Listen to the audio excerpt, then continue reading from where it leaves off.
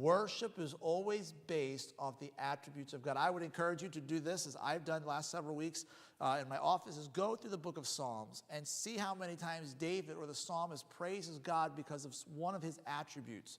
God, I praise you because of your mercy. I praise you because of your justice. I worship you because of your grace. I worship you because of your righteousness, your truth. Find out how many times the psalmist worshiped God or praised God because of his attributes. Not because he necessarily felt like it. There's times when we don't feel like worshiping. Okay, so look at Psalm chapter 29, look at verse number 2. Give unto the Lord the glory due unto his name. Worship the Lord in the beauty of what? Holiness. Again, we worship God based off of his holiness. And remember, his holiness is his dominant attribute. He's something that he is worshipped for continually. The angels that surround the throne in the book of Revelation, they surround his throne and they just say, holy, holy, holy, holy, holy. And that's all that they worship God because of his attributes of his attribute of holiness. Go to Psalms 95. Psalms 95. Worship is not just an emotional exercise. It is a response to the character and person of God himself. Worship is, we worship God in response to who he is. Again, the beauty of his holiness. Look at Psalms chapter 95. Look at verse number 6. Oh, come, let us worship and bow down. Let us kneel before the Lord, our Maker. He's our Creator. He's our Sustainer. The creation, ought to always worship the Creator. And that's why we worship. We keep reading there in verse 7. For he is our God, and we are the people of his pasture, and the sheep of his hand. Today, if you will hear his voice, harden not your heart as in the provocation, as in the day of temptation in the wilderness. So he says we worship God. Let's bow down and let's kneel before him, our Maker. Why? Because he's our God, and we are his people. Go over to one more chapter, to Psalms 96:9. Psalms chapter 96 and verse 9. Again, it's not an emotional exercise. It's a response from our hearts to who God is. He's our Maker. He's our Creator. He's the shepherd. We are the sheep.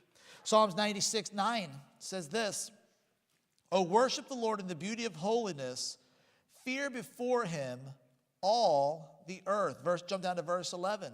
Let the heavens rejoice and let the earth be glad. Let the sea roar and the fullness thereof. Let the field be joyful and all that is therein.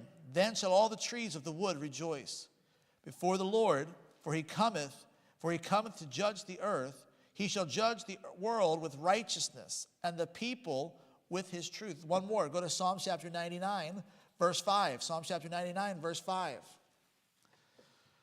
So we see here the start of worship, the origin of worship. Psalm chapter 99, look at verse 5. Exalt ye the Lord our God, and worship at his footstool, for he is holy. Again, the psalmist there's an attribute of God that we're going to praise, and that's holiness. Jump down to verse number 9. Exalt the Lord our God and worship at his holy hill, for the Lord our God is holy. He's holy. Go to Matthew chapter 2. And here's where we'll jump into the message tonight. Some continual forms of worship. We said earlier, music, sometimes we hear the word worship or praise and worship, and we automatically, our minds and our hearts go to music. And I get it, and it's true, and it's right. Music is not the only piece of the praise pie. Now, however, I do believe that it is the biggest piece. But tonight we're going to look at something that also is just as much worship as music is. Look at Matthew chapter 2. Look at verse number 9. It's fitting for this time of the year. Sometimes we'll read Matthew 1 and portions of Matthew 2 when it comes to the season that we're in. But this is talking about the wise men who came to see Jesus. And no, the wise men were not there at his birth. They were there when he was a toddler. It says this in verse number 9. It says, when they heard the king, they departed, and lo, the star which they had saw in the east went before them till it came and stood over where the young child was. It wasn't a drone. It was a star. All right, it was a star. Verse 10, and when they saw the star, they rejoiced with exceeding great joy. Now here it is. And when they were come into the house, they saw the young child with Mary his mother. Now watch their response. Again, worship is in response to who he is. and fell down and worshiped him. So here's the wise men traveling. They get to where the star stops. They get to the house where Jesus is. They see Mary, his mother. They come into the house. They fall down and they worship him. And how do they worship him? Do they sing? No.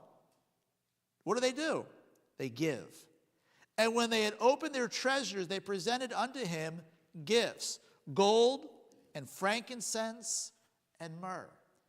Giving is a form of worship. Continual giving is a form of worship. Jesus was worshiped by the wise men by giving to him when they visited him. So why do we give in church? Well, because we need the lights to turn on, or the heat to kick on, or the fans to move, or the electricity for the power that we have. No. We give our tithes and our offerings as a form of worship. Giving is worship. Now, we know the story in Genesis chapter 22. Abraham leads Isaac up to the top of the mountain, and we know verse 8. It's a very famous verse if you know the book of Genesis or you've been in church for a while, and we know Genesis 22:8. And Abraham said to him, God will provide himself what? A lamb. But if you back up a few verses in Genesis 22:5, Abraham expresses the desire for sacrifice as a way to worship the Lord. Listen to Genesis 22:5. And Abraham said unto the young men, Abide ye here with the ass, and I and the lad will go yonder and worship, and come again to you. Abraham knew that a sacrifice was going to have to be made in order to fulfill what God had asked him to do. I understand that giving is a sacrifice. I understand that. I believe Christians ought to tithe. I believe every Christian ought to be faithful in your tithes. I believe every Christian ought to be faithful in giving to an offering. I believe both are essential to giving. So when we give, when it comes time to that portion of the service where we give our tithes, we give our offerings, we give to the Lord through monetary value, that is a form of worship. You say, well, we're not singing anything. We're not lifting our hands. We're not raising our hands. We're not jumping up and... No, what we are giving from our heart to the Lord. Why? Because what is worship? Worship means to show value or worth. So when we give, and again, especially when we give sacrificially, we are showing God, you are worthy of my offering. God, you are worthy of what I'm giving to you. Again, a rock band, fog, lights, no. But giving from the heart. Giving is worship because I am willing to sacrifice my time, my talents, and my treasures to show worth to the Lord. Let me encourage us as we come down to the end of the year with the offerings and the tithes. Let's be worshiping through giving, just as the wise men did. They presented him gifts of gold, frankincense, and myrrh. Go to Matthew chapter 28. Matthew chapter 28. So he was worshiped by the wise men by giving to him when they visited. So let's look at Matthew chapter 28. Again, giving or worship is a response to the character of God. Worship is a response to who God is or what God has done. And one of the greatest things that Jesus ever did, and it can be debatable, which is more important, Christmas or Easter, the virgin birth or the bodily resurrection. And we can get into that argument, we can get that debate. But you know what? He was born of a virgin, and they gave to him. And he raised from the dead 3 days later, and they worshiped him. Look at Matthew chapter 28. Look at verse number 1. In the end of the Sabbath, as it began to dawn toward the first day of the week, came Mary Magdalene and the other Mary to see the sepulchre. And behold, there was a great earthquake, for the angel of the Lord descended from heaven and came and rolled back the stone from the door and sat upon it.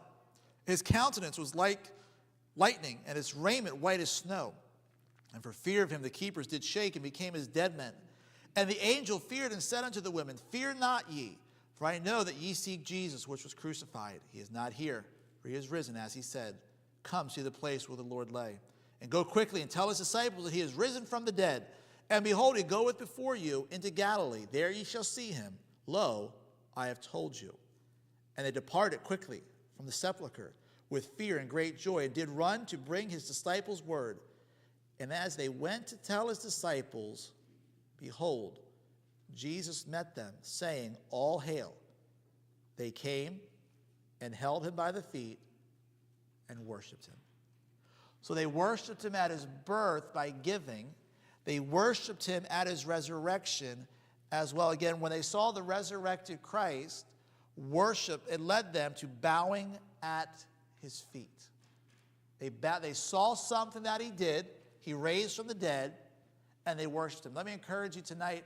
Let me motivate you. Let me challenge you. Look for the blessings and goodness of God. Look for his working in your life. Look for answers to prayer. Look for blessings that come at an unexpected time. Look for his hand through every situation of life. And when you see it, worship him. When he raises from the dead, worship him. When he's born of a virgin, worship him. Several people in the Gospels fell at Jesus' feet as a form of worship. And prostration is a position of worship. They fell down flat on their face before him, and they grabbed his feet. Jairus did it in Mark chapter 5. In Mark chapter 14, the woman with the alabaster box took that box of ointment, that special ointment, and she broke it, and she sat there at his feet, and she wiped his feet, and she cried and used that and used her hair to dry his feet. And what was that? That was worship. Go back to see point 1. She gave as a form of worship. In Luke chapter 17, when he healed the lepers, the one leper that came back to thank him fell down at his feet and worshiped him. We've been talking a lot about corporate worship the last few weeks, but let me encourage you, maybe in your private worship, and I encourage you to have a time of private worship. Sometimes it's good to maybe stop what you're doing and just lay prostrate on the ground and worship him. Start listing the blessings. We sing the song, Count Your Many Blessings, See What God Has Done. You start listing the blessings that you have. You start listing the goodness of God and fall at his feet and worship him. Listen to this statement. Worship is about me getting low so he can be lifted high. And I don't think you can get any lower than falling on your face like this before him. He said, man, that's a little awkward. That's a little extreme. I'm just telling you what they did in the scriptures. What you do with that's up to you, okay? But he was praised and worshiped by the giving of the wise men at his birth. He was praised and worshiped when they witnessed his resurrection. Lastly, go to Revelation chapter 11. Revelation chapter 11. Worship will be what we do in heaven for all of eternity. Revelation chapter 11. Again, worship, showing worth to, showing value to. Look at Revelation chapter 11, look at verse 15. And the seventh angel sounded, and there was great voices in heaven. If you think that ladies' choir at the ladies' fellowship sounded good, man, you should hear the choirs of heaven, okay? Look what it says. There was great voices in heaven saying, the kingdoms of this world are become the kingdoms of our Lord and of his Christ. And he shall reign forever and ever. And the 24 elders which sat before God on their seats fell upon their faces and worshipped God, saying, we give thee thanks, O Lord God Almighty, which art and was and art to come, because thou hast taken to thee thy great power and hast reigned. Go over to Revelation chapter 15. Now again, understand sometimes in our human minds we cannot comprehend or grasp the idea of worshiping God for all of eternity. But remember this, we're trying to put human concepts into eternal time, if I could put it that way, okay? So for all of eternity, we will worship God because of what he has done. What has he done? He redeemed us. He conquered sin, death, the grave. He's brought us into his family. We read the verse this morning from Colossians, how at one point we were alienated from Christ. But through his death, we were brought nigh and redeemed and justified and made right, and now we're in the family of God. For all of eternity, we will worship the Lord. Look at Revelation chapter 15. Look at verse number 4. Who shall not fear thee, O Lord, and glorify thy name? For thou art holy. For all nations shall come and worship before thee. For thy judgments are made manifest. So they say, God, we're going to worship you forever because of who you are, because of what you've done. So if that's the practice of heaven, then it ought to be the practice of earth. God, who you are the creator, you're the redeemer, you're the sustainer, you're my friend, you're my father, you're all of these things and plenty more. And God, in my life, you've blessed, you've provided, you've protected, you've taken care of, you've come through, you've been faithful. And so, Lord, for this I'll worship you, and also for this I'll worship you as well. In the presence of God, worship is practiced. Last verse we'll look at is Psalm 16:11. It says this, "Thou wilt show me the path of life, in thy presence is fullness of joy, and at thy right hand there are pleasures forevermore." Again, the verbiage, the wordage in there. Path of life, fullness of joy, pleasures forevermore. When you're in the presence of God, that leads us to worship. When we're in his presence, that brings pleasure. Revelation chapter 4, verse 11. I know I said the last verse, but this is it. 4:11 says this, "Thou art worthy, O Lord, to receive glory, honor, and power. For thou hast created all things, and for thy pleasure they are and were created." So we just don't worship God at church, and then when we leave the church, we come back on Wednesday, we don't worship God through Monday or Tuesday. No, worship is continual. Worship comes from a relationship with Christ. It comes to your closest to Christ. And again, the more you know about God, the more it leads you to worshiping him.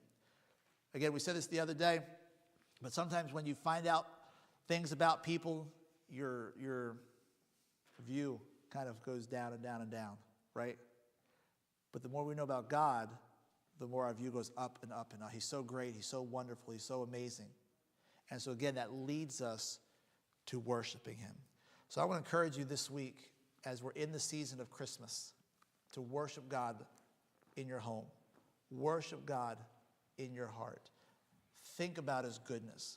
Think about his blessings. Are there times when we don't want to worship him? Yes, there is. And if we're honest tonight, as a Sunday evening crowd at church, we know there's times when we just don't feel like doing it. But when you think about all that he's done, when you think about how faithful he is and how good he is, what else can we do? What else can we do? Let's worship him. I know there's some people said that the song this morning was a blessing to them, so I asked my wife to sing it again tonight. After she's done, we'll go into our invitation. But I want to think about the words, think about it, and think about how the worship of God and the goodness of God. So she'll sing, and then we'll have our invitation tonight.